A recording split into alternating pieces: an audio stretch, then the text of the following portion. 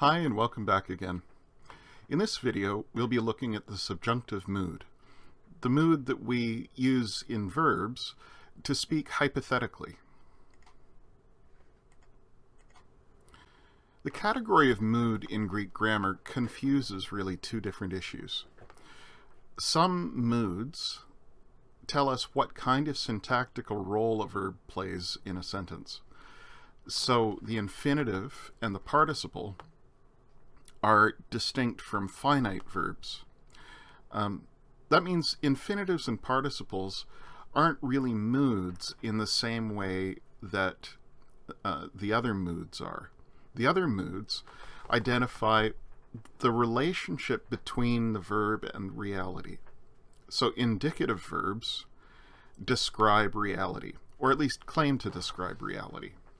Imperative verbs try to create reality, try and influence the hearer directly.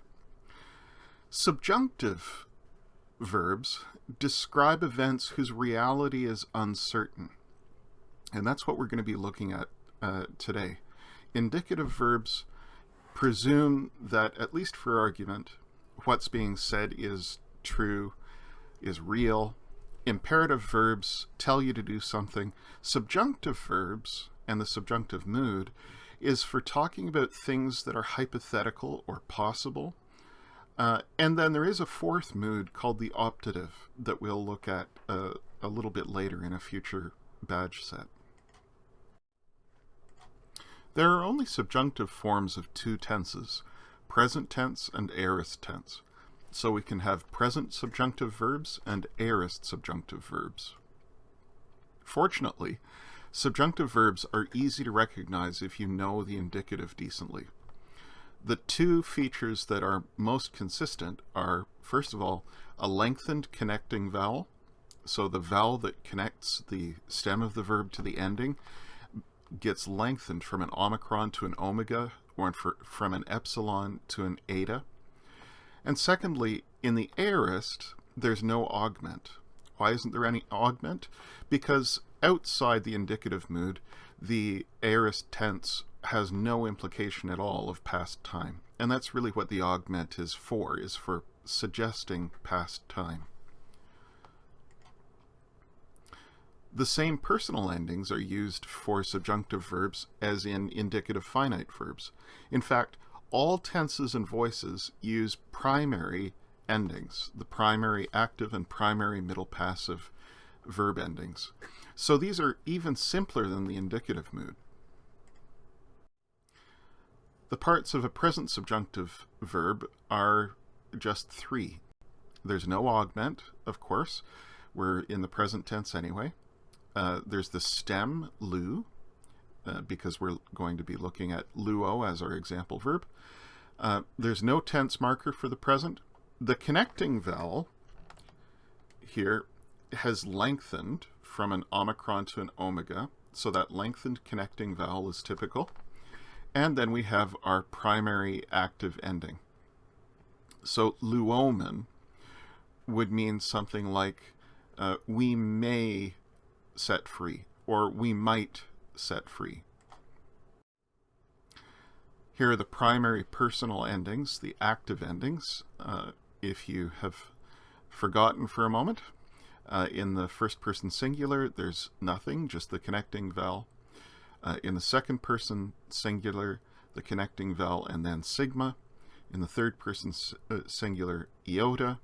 And then in the plural, men, te, and the nsi,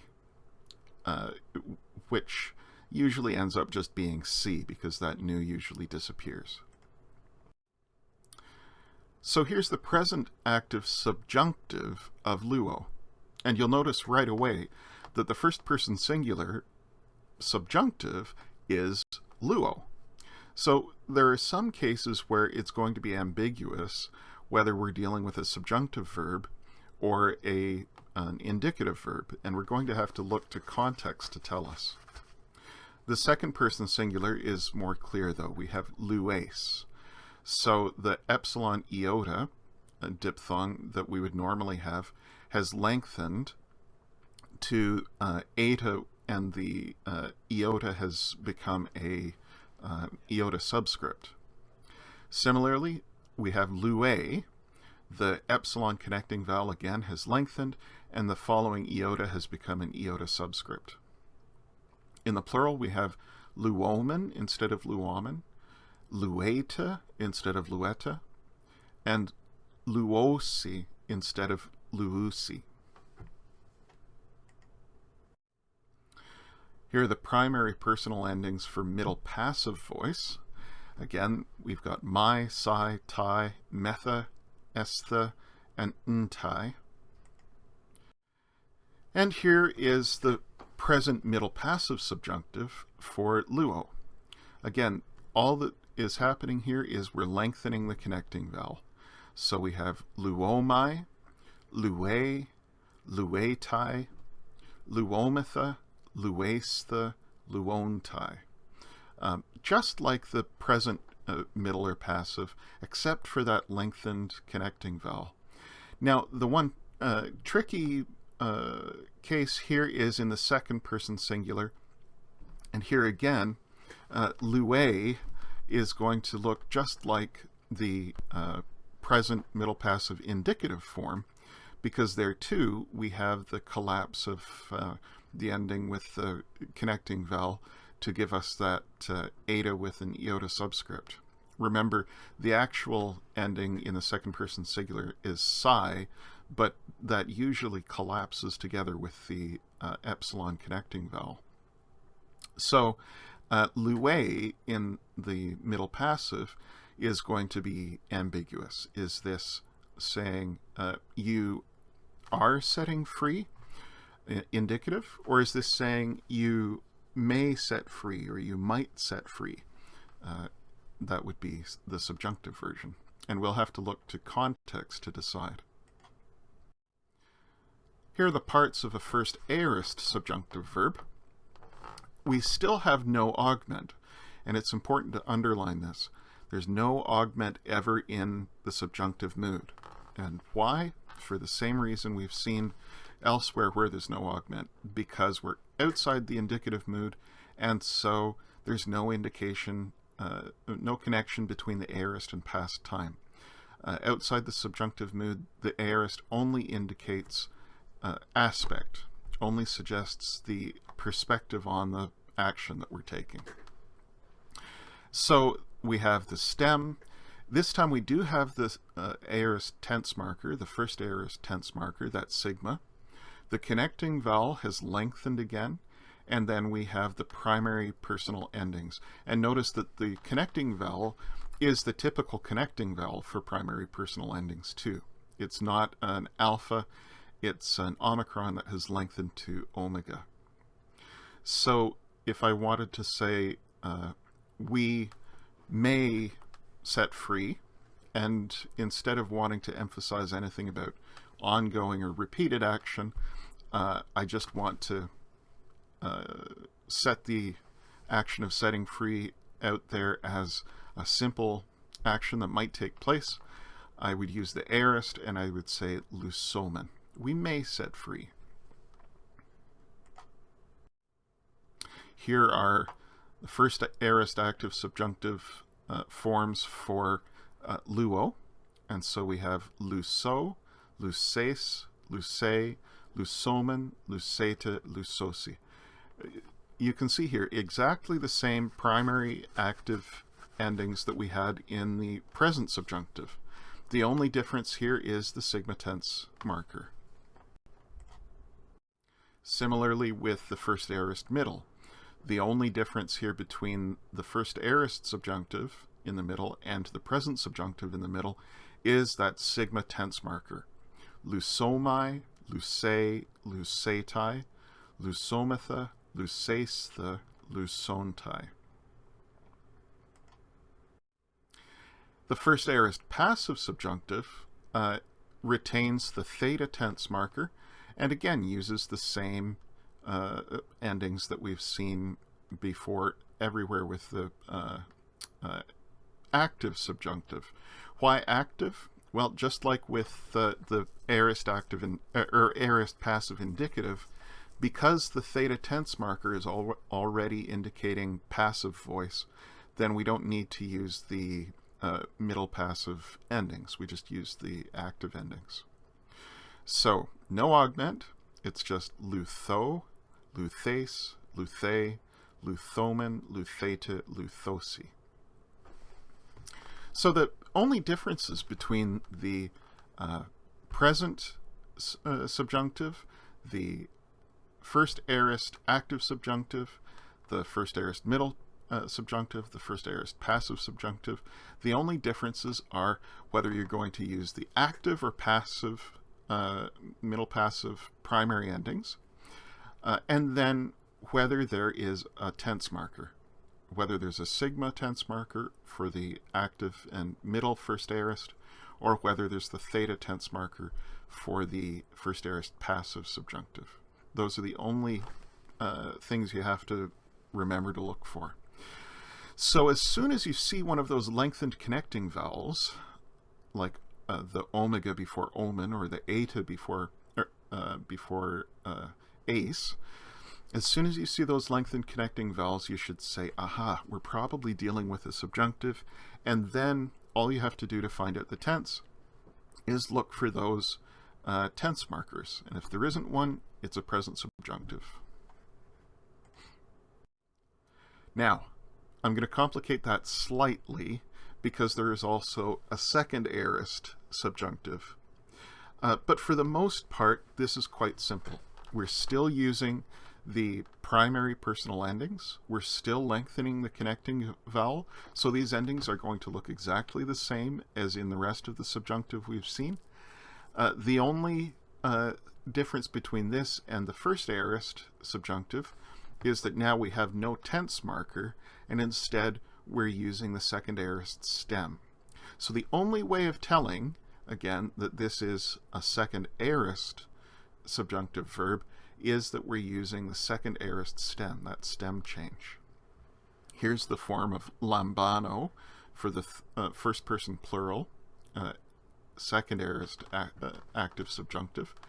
And we have the second aorist stem lab, no tense marker, the long connecting vowel, and the ending men, giving us labomen. We might receive, or we may take. Here are the second aorist active subjunctive forms. Again, same primary endings, just using the second aorist active stem for the verb. Labo, labes, labe, labomen, labete, labose. You can probably predict what's going to happen in the second aorist middle, right? We're going to have the same second aorist stem, but now we're going to see the primary middle passive endings instead of the primary active endings. Genomai, gene, genetai, genometha, genestha, genontai. This is from ginomai, and we're using the second aorist middle, second aorist stem of ginomai, which is gen. Remember egenomen? The second aorist passive subjunctive is probably our trickiest because we're back to using our primary personal endings. We lengthen the connecting vowel, so we recognize that this is subjunctive, but what is there to show us that this is aorist and that it's passive?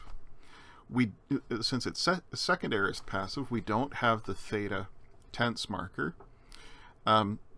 In most cases, we'll be using the second aorist passive stem. And so in cases where the second aorist passive stem is different than the second aorist active stem, that's what will show us that we're dealing with an aorist passive. But in cases where the second aorist active and passive stems are the same, we may have to decide from context, again, whether we're dealing with an aorist active or an aorist passive. Also, with a verb like grapho, we run into real trouble because the second aorist passive stem of grapho is the same as the active stem. the present active stem. So grapho, graphes, graphe, graphomen, grapheta, graphosi, those look just like the present active subjunctive forms, don't they? How are we going to tell whether it's present active subjunctive or whether it's second aorist passive subjunctive?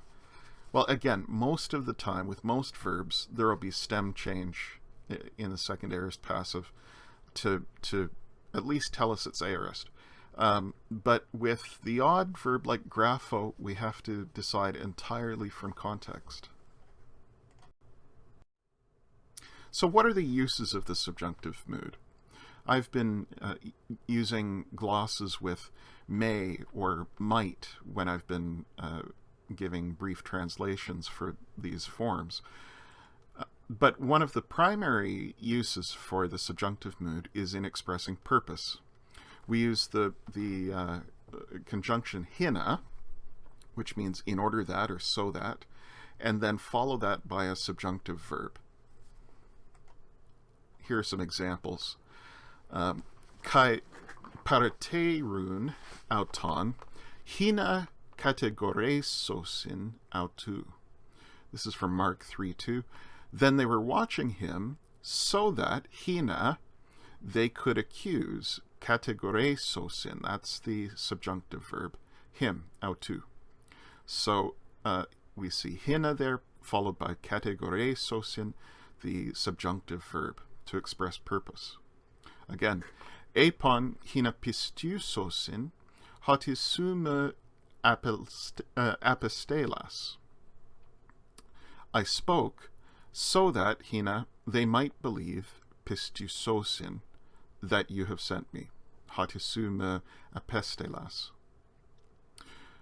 Or peripatete heos taphosechete, hina me scotia humas catalabe. Here Jesus says, walk while you have the light, so that, hina, the darkness, scotia, will not, may, overcome you, catalabe. Now notice, first of all, that we're negating the subjunctive verb with may, just like we did with other non-indicative moods. But also notice that the subjunctive verb doesn't have to come immediately after hina. The point is that it's the clause that begins with hina that has to have a subjunctive verb in order to indicate purpose.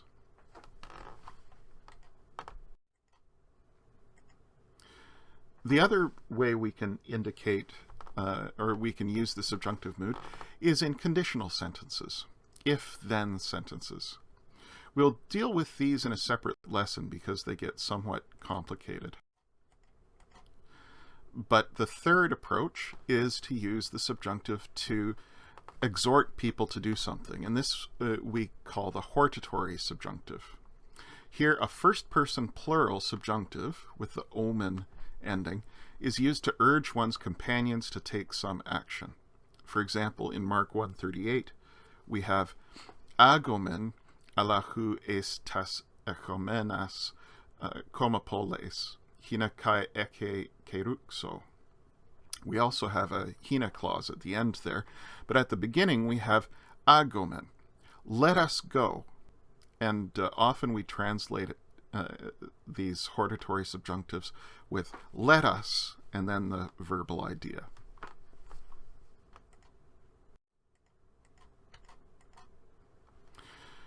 The fourth approach to using the subjunctive is the deliberative subjunctive. Here the subjunctive verb is used in questions where the answer is unclear. And so, for example, in Matthew 6:31, Jesus says, me un merimnesete legontes ti phagomen e ti piomen e ti peribalometha. Here we have three examples of the deliberative subjunctive. Ti phagomen, what will we eat? Jesus says, do not worry and say, what will we eat? Or what will we drink? Ti piomen. Or what will we wear? ti parabalometha. The point here is that a question is being asked, and it's unclear whether the answer will be yes or no, if it's a yes or no question. If it's not a yes or no question, it's just unclear what the answer to the question will be. And so a subjunctive verb is used.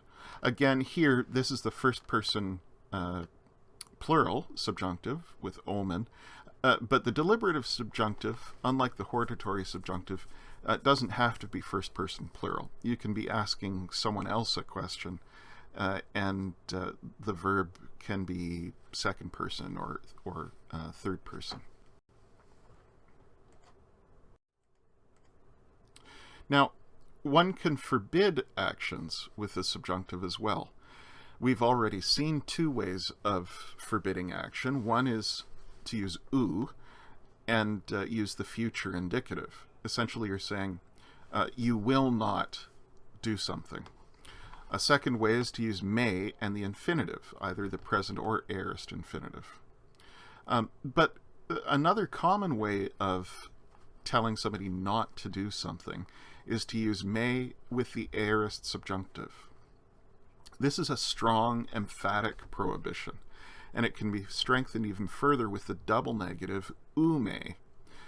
Unlike in English, two negatives in Greek don't cancel each other out. They reinforce one another to make the denial even more emphatic. So here are some examples. Me nomisete hote elthon katalusai ton nomon etus prophetas. This is Matthew 5:17. Do not think, me nomisete, that I came to do away with the law or the prophets. There's a subjunctive verb, nomisete. You can see the lengthened connecting vowel, eta, and you can see the sigma tense marker, so it's an aorist active subjunctive, and it's negated with may. Another example from Matthew 6, me un merimnesete legontes ti phagomen et ti piomen et ti parabolometha. This is the same example we saw before, but now we're not looking at the the deliberative subjunctives in the questions. We're looking at the negation at the beginning, me merimnesete.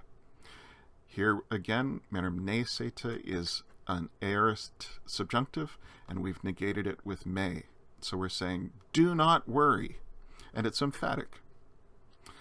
A third example comes from Matthew 24. Ha uranos kai hege per elusontai, hoi de logoi mu u me per elthosin. Heaven and earth will pass away, but my words must not pass away. This is interesting because we sometimes treat this as if it's just a statement, my words will not pass away.